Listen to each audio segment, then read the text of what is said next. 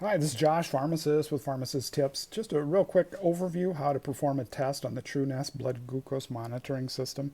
I will include a link to a more detailed video if you'd prefer to watch that.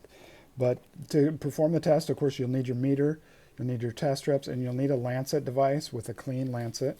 You'll want to wash your hands with warm, soapy water and thoroughly dry them. Then you can remove a test strip from the vial of test strips, making sure you always reseal that.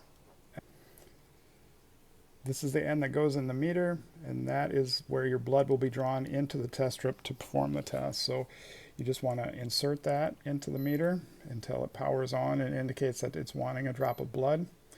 It is doing that now. Now it's showing a whole apple with a eaten apple inside of it. That means it will not indicate whether this was before or after a meal.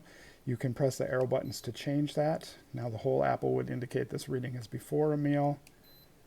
The eaten apple would indicate it is after a meal, or you can just go back where it doesn't signify whether you've eaten or not. So that's waiting for our drop of blood. We have our lancet device with a clean lancet in there. It's charged. Put it against our finger, our clean, impeccably clean finger.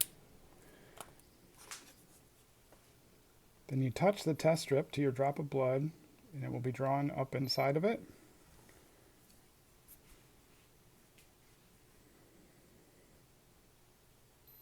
There you go, 106. Again, you do have the option to signify whether it was before or after a meal if you wish. So when you go back to check those readings at a later date, they may have a little bit more meaning for you. I ate lunch, so I'm going to call that after a meal.